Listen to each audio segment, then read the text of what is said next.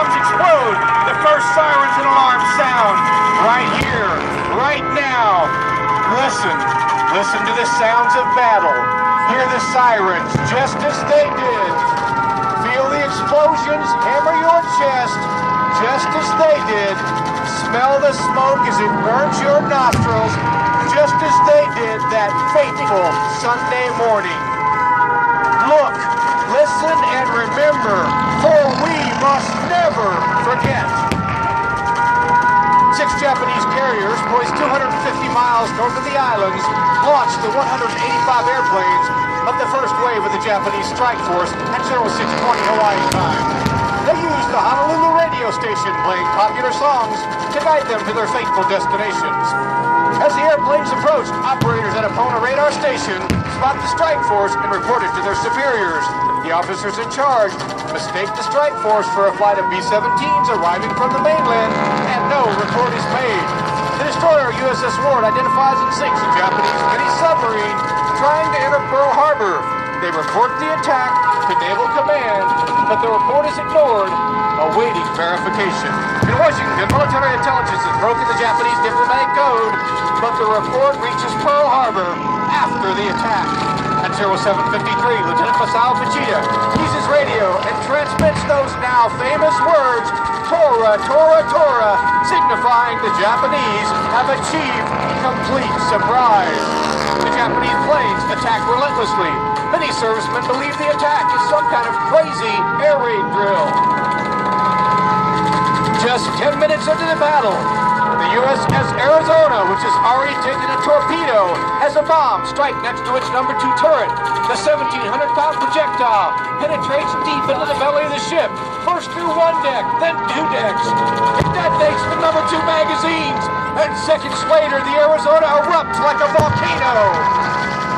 Rising out of the harbor, flames shooting over 500 feet in the air. Almost 1,200 men perish in that moment, sent to a watery grave.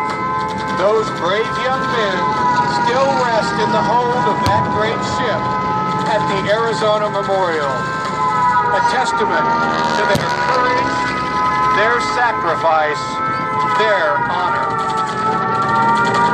A highly coordinated attack goes off like clockwork. At 0755, bombers attack Wheeler and Hickam Air Force Base. 2 minutes later, torpedo planes just like the ones you are seeing in front of you now begin their attack on Battleship Row. Sleepy-eyed soldiers stumble outside to see Japanese airplanes everywhere, circling the skies, waiting to attack the ships lined up side by side along Battleship Row in the middle of Pearl Harbor like sitting ducks. They make great targets. In fact, the Japanese have designed new torpedoes capable of striking the ships in the shallow harbor, a technological advancement the Americans are sadly unaware of.